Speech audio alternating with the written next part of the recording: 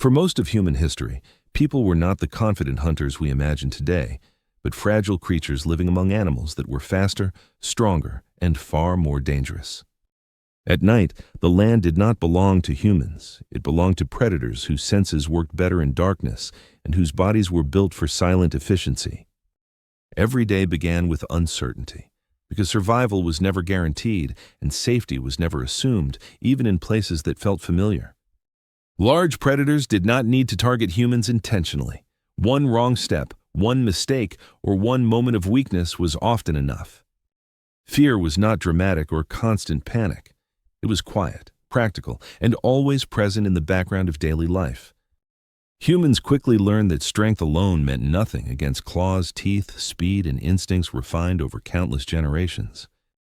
They could not outrun most animals, overpower them, or rely on natural defenses to survive close encounters. Survival depended on something far less visible but far more powerful than muscle or speed: attention, patience, and careful observation. Humans watched animals closely, not out of curiosity, but because understanding behavior was the only form of protection available. They learned which animals hunted at night, which avoided fire, and which reacted aggressively to sudden movement or sound. This knowledge did not appear suddenly. It formed slowly through loss, memory, and experience shared quietly within small groups. Every mistake carried consequences, and every survival became a lesson worth remembering and passing on. Over time, humans stopped shaping their actions around dominance and began shaping them around avoidance and timing. They moved when predators rested when danger was active, and avoided places that felt wrong even when food was nearby. Distance became the most important form of safety, more valuable than weapons or physical strength. Fire did not make humans stronger. It made animals uncertain and hesitant. Predators that ruled the darkness hesitated when light flickered and shadows moved in unfamiliar ways.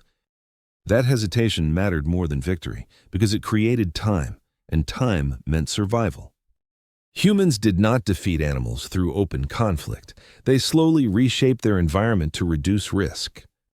They chose camps with visibility, used fire to define space, and stayed together even when comfort was limited. Group survival mattered more than individual freedom or ease. Animals relied on instinct that changed slowly. Humans relied on memory that adapted quickly. This difference grew over generations and quietly changed the balance between danger and survival. Animals remained powerful, but humans became harder to predict, harder to approach, and harder to isolate. Control did not mean command or dominance. It meant influence over when and how encounters happened. Danger did not disappear, but it became manageable instead of overwhelming. The world remained filled with deadly animals, yet humans were no longer helpless within it. They had learned how to live beside danger without confronting it directly. This quiet shift marked the beginning of a new relationship with the natural world. Not dominance, but resilience. Not victory, but survival. In the next part, we will explore how fear itself became one of the most powerful tools humans ever developed. Fear did not weaken humans. It taught them how to stay alive. Fear was not a weakness for early humans.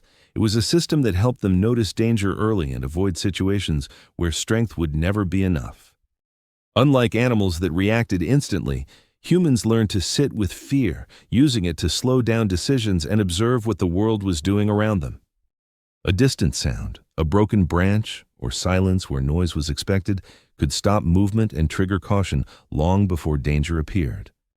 This pause created space between humans and predators, and that space often decided whether a group survived the night or vanished quietly. Fear sharpened attention and memory, turning dangerous encounters into lessons that stayed alive long after the moment had passed. Humans remembered where attacks happened, which paths felt wrong, and which times of day brought the most risk. These memories were shared through calm warnings and repeated behavior, not dramatic stories meant to entertain or impress others. Children learned fear before strength, absorbing caution by watching adults hesitate, listen, and choose safety over curiosity. Over time, fear became selective rather than overwhelming, helping humans distinguish between manageable risk and immediate threat. A grazing animal nearby meant one thing, while sudden silence in the forest meant something far more serious. This ability to rank danger reduced wasted energy and allowed humans to focus attention where it mattered most. Fear also encouraged group behavior, because being alone increased vulnerability in a world filled with faster and stronger creatures. Staying close, moving together, and sleeping near fire reduced risk even when comfort and personal space were limited. Predators targeted isolation, and humans slowly learned to remove that opportunity through cooperation and shared awareness. Fear taught humans when not to compete and when survival depended on unity rather than individual action. Unlike claws or teeth, fear could be passed down without injury, growing stronger with each generation. As humans learned to listen to fear instead of fighting it, encounters with animals became less frequent and less deadly. Danger did not disappear, but humans began shaping their behavior around avoiding the moments when animals had the advantage. This quiet discipline changed survival odds without changing the animals themselves. In the next part, we will explore how fire transformed fear into distance, and distance into one of humanity's greatest advantages. Fire changed the relationship between humans and dangerous animals without requiring strength, speed, or direct confrontation of any kind. It did not make humans powerful, but it introduced uncertainty into a world where predators relied on confidence and familiar patterns. Light broke the dominance of darkness, turning night from a hunting advantage into a space animals approached with hesitation. The crackling sound, shifting shadows, and heat created signals animals did not fully understand or trust. Predators that relied on stealth avoided areas where fire disrupted silence and predictable movement. This avoidance created distance, and distance was more valuable than weapons early humans did not possess. Fire allowed humans to stay in one place longer, reducing risky movement during the most dangerous hours. Resting near fire meant fewer surprises, fewer sudden encounters, and more control over when to move. Animals adapted slowly to fire, while humans improved their use of it quickly through shared experience. Groups learned how large a fire needed to be, where to place it, and how to maintain it through the night. This knowledge turned temporary safety into routine behavior repeated across generations. Fire also changed time itself, extending useful hours into the night when predators expected humans to be vulnerable. Those extra hours were used for repair, planning, sharing food, and reinforcing group bonds. Night stopped being only a threat and slowly became a protected window for human activity. Fire did not remove danger, but it reduced surprise, which mattered more than strength. Predators still hunted nearby, but humans controlled when encounters were likely to happen. This control was subtle and indirect, but it reshaped the balance between fear and survival. Over time, animals learned to avoid human camps, associating light and sound with unpredictability. Humans did not chase predators away, they taught them to stay back. In the next part, we will explore how humans learned to read animal behavior itself, turning observation into another layer of control. Early humans survived not by fighting animals, but by learning how those animals thought, moved, and reacted long before an encounter ever happened. Every predator left clues behind, and humans slowly learned that the land itself was full of quiet information waiting to be noticed. Broken branches, disturbed ground, or sudden changes in bird sounds warned of danger long before teeth or claws appeared. Animals followed routines, and humans paid attention to those routines because predictability created safety where strength could not. Predators hunted at certain times, rested at others, and avoided areas that felt unfamiliar or exposed. Humans learned to move through the world in the gaps between those routines, choosing moments when animals were least active. This timing reduced encounters without requiring confrontation, making survival feel less like luck and more like skill. Understanding behavior mattered more than understanding size or strength, because behavior revealed intention. A calm animal meant distance was safe, while sudden stillness often meant danger was close. Humans learned that silence could be louder than noise, and stillness could signal more risk than movement. Over time, people stopped reacting blindly and started predicting what animals might do next. This prediction created confidence without arrogance, because mistakes still carried serious consequences. Groups shared these observations constantly, correcting each other and refining understanding with each encounter. Children learned by watching adults pause, listen, and change direction without explanation. This silent teaching built instincts that felt natural, even though they were learned slowly over generations. Animals adapted too, but much more slowly, relying on patterns that humans kept changing. Humans became unpredictable, while animals remained consistent, and that difference shifted survival odds. Encounters became rarer, shorter, and less deadly, as humans learned when to disappear instead of advance. Control did not come from dominance, but from choosing not to be seen at all. Danger remained everywhere, but humans learned how to move through it without drawing attention. This invisible skill mattered more than weapons, tools, or physical strength. In the next part, we will explore how cooperation turned individual awareness into group survival, changing everything again. As danger remained constant, humans slowly learned that survival improved dramatically when awareness was shared instead of carried by one person alone. Being alone meant watching every direction at once, while being together allowed attention to spread across many eyes and ears.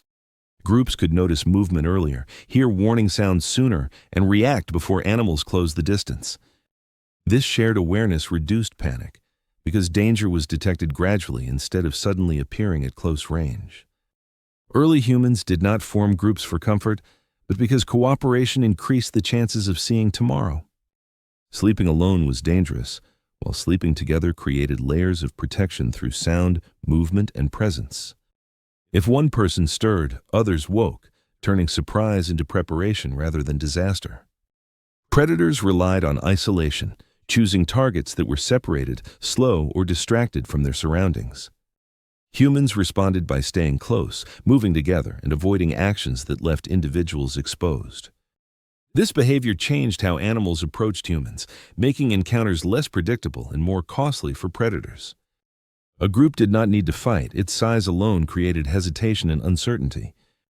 Noise, movement, and numbers signaled risk to animals that preferred easy outcomes. Over time, predators learned that approaching humans rarely ended quickly or quietly. Humans also learned to position themselves carefully, choosing open areas where threats were easier to spot. Camps were placed where visibility mattered more than comfort, reducing surprise at the cost of convenience. Fire placed at the center of a group extended this protection, turning people into a single visible presence. Cooperation also allowed specialization, with some watching while others rested, cooked, or repaired tools. This reduced exhaustion, which was as dangerous as animals themselves in an unforgiving environment. Animals hunted when humans were tired, distracted, or alone, making rest a critical survival factor. Groups protected rest by rotating attention, ensuring someone was always aware of the surroundings. This system allowed humans to recover without lowering defenses completely. Over generations, cooperation became instinctive rather than planned. People felt unsafe alone, not because of fear, but because history had proven isolation was dangerous. Animals remained powerful, but humans became difficult to separate and difficult to surprise. This shift did not remove risk, but it reduced vulnerability in a world filled with predators. In the next part, we will explore how tools and distance slowly reduced direct encounters even further. These changes did not happen suddenly, but they reshaped survival one small advantage at a time. Tools did not turn humans into stronger animals, but they allowed humans to increase distance between themselves and danger without direct confrontation. Early tools were simple, yet they changed how close humans needed to be in order to survive in a world filled with predators. Stones, sharpened sticks, and thrown objects created space where claws and teeth could no longer reach easily. Distance mattered more than damage, because avoiding contact was safer than risking injury in close encounters. These tools were not used to chase animals, but to warn, distract, and discourage approach when danger moved too close. Thrown objects surprised predators, breaking confidence rather than causing harm, which often mattered more than force. Animals depended on certainty and quick outcomes, while uncertainty increased risk and reduced interest. Humans learned that making encounters confusing was safer than trying to win them. Tools also extended human presence, allowing warnings to travel farther through sound and motion. A noise made at the right moment could stop an approach before it fully began. This ability to influence behavior from a distance slowly changed how animals viewed humans. Humans became something unpredictable, neither prey nor clear threat, but a presence best avoided. Over time, predators learned that approaching humans required effort, risk, and unfamiliar responses. Avoidance became the safer choice for animals that relied on efficiency to survive. Humans did not eliminate danger, but they reduced how often danger chose them. This reduction mattered more than complete safety, which never existed. Tools also allowed humans to defend space rather than bodies, protecting camps instead of individuals. Protecting space meant fewer surprise encounters and fewer moments of sudden panic. This shift lowered stress and allowed more energy for rest, learning, and cooperation. Animals still passed nearby, but they learned to keep their distance. Humans quietly shaped animal behavior without controlling animals directly. The balance shifted slowly, not through domination, but through consistent influence over time. In the next part, we will explore how some animals adapted to humans instead of avoiding them. These relationships changed survival in unexpected ways and reshaped the future of both. Not all animals responded to humans by fleeing or avoiding them, and some slowly began adapting their behavior to human presence instead.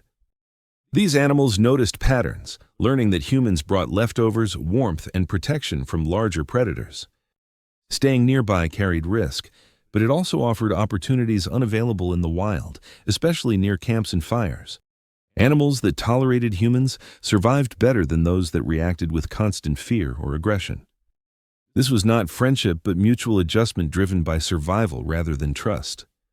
Humans noticed which animals returned repeatedly without attacking, watching them carefully instead of chasing them away. Over time, tolerance replaced immediate fear on both sides, reducing sudden and dangerous encounters. Animals that stayed close learned human routines, while humans learned which animals were less likely to attack. This familiarity lowered stress and allowed humans to focus attention on truly dangerous threats instead. Gradually, some animals changed how they moved, fed, and reacted when humans were nearby. Those changes happened slowly, across generations, shaped by which behaviors led to survival. Humans did not plan this process, but they benefited from it without fully understanding why. Animals that adapted became part of the human environment, rather than constant danger. This reduced pressure from larger predators who avoided areas where humans gathered. The presence of adaptable animals also acted as early warning systems, reacting to danger before humans noticed. Their movements and sounds often signaled approaching threats long before direct encounters occurred. Humans learned to notice these signals, using them as another layer of awareness. This indirect cooperation further reduced surprise, which had always been the most dangerous factor. Animals were still animals, unpredictable and capable of harm, but patterns began to emerge. Humans learned that survival was not only about pushing danger away, but reshaping the environment around them. Some species thrived near humans, while others disappeared from those spaces entirely. This separation reduced conflict and made human areas less attractive to large predators. The world did not become safe, but it became more structured and predictable around camps. Humans unknowingly created zones where danger behaved differently than it did elsewhere. These zones expanded slowly as human movement and settlement increased. Control did not come from force, but from shaping which animals felt comfortable staying nearby. In the next part, we will explore how humans slowly stopped being prey and became something new in the animal world. This transformation was gradual, quiet, and built from countless small decisions rather than sudden change. For most of early history, humans were not dominant, but over time they slowly stopped being the easiest and most predictable target in a dangerous world. This change did not happen through strength or violence, but through repeated behavior that made humans costly, confusing, and risky to approach. Animals began reacting differently to humans, not rushing forward, but hesitating, watching, and often choosing to turn away instead. Predators rely on efficiency to survive, and humans slowly remove that efficiency by staying grouped, visible, and unpredictable. Fire, sound, and movement combined to make human camps uncomfortable places for animals that preferred quiet and control. Encounters became rarer, shorter, and less decisive, reducing the chance of sudden attacks that once defined daily survival.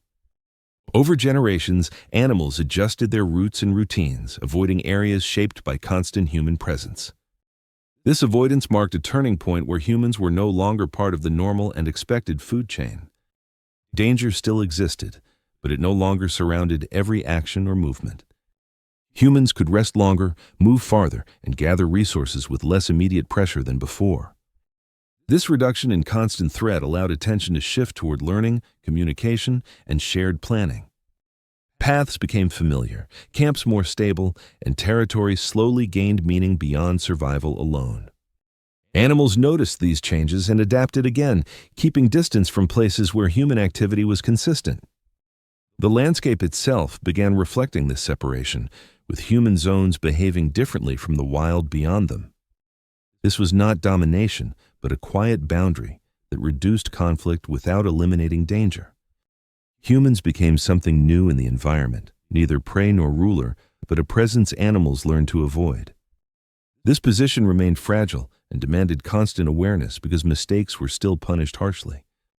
Fear did not disappear, but it changed shape, becoming controlled rather than overwhelming. Controlled fear acted as memory, reminding humans what happened when balance was ignored. By this stage, humans had not defeated dangerous animals, but they had changed the rules of survival. The most dangerous creatures still existed, but they no longer decided every outcome. In the next part, we will explore why this fragile balance still matters today, even in a modern world. The story does not move toward victory, but toward understanding how survival remains unfinished. The story of humans and dangerous animals did not end with control or victory, but with a fragile balance that required constant attention and respect.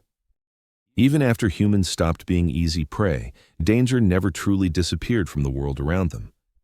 Animals remained powerful, fast, and unpredictable, reminding humans that survival was never guaranteed, only managed for a time. What changed was not the animals themselves, but how humans understood risk, distance, and their own limits. This understanding shaped behavior more than tools or strength ever could. Humans learned that survival depended on patience, memory, cooperation, and the ability to avoid unnecessary conflict. They survived not by defeating nature, but by fitting carefully within it. That lesson carried forward, shaping how humans approached forests, plains, mountains, and the creatures living there. Even today, traces of this ancient balance remain in instinctive caution and respect for wild animals. Fear still appears, not as panic, but as awareness that danger deserves space and attention. Modern life hides much of this relationship, but it has never truly removed it. Animals still respond to human presence, and humans still adjust behavior when nature pushes back. The balance continues quietly, even when it feels distant from daily routines.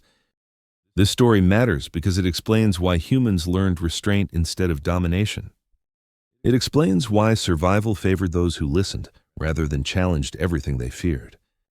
The most dangerous animals were never fully controlled, only understood well enough to coexist with. That understanding allowed humans to grow, spread, and adapt without erasing the world around them. As you rest with this story, remember that survival has always been a shared process. Humans did not rise alone, and they did not rise by force alone. They rose by learning when to step back, when to stay together, and when to let distance do the work. This quiet wisdom shaped humanity long before history was written. It still lives beneath modern life, even when unnoticed. Thank you for listening and for taking this journey into a world where survival depended on attention rather than strength. As the story fades, you can rest knowing that balance, not victory, has always been the true key to survival.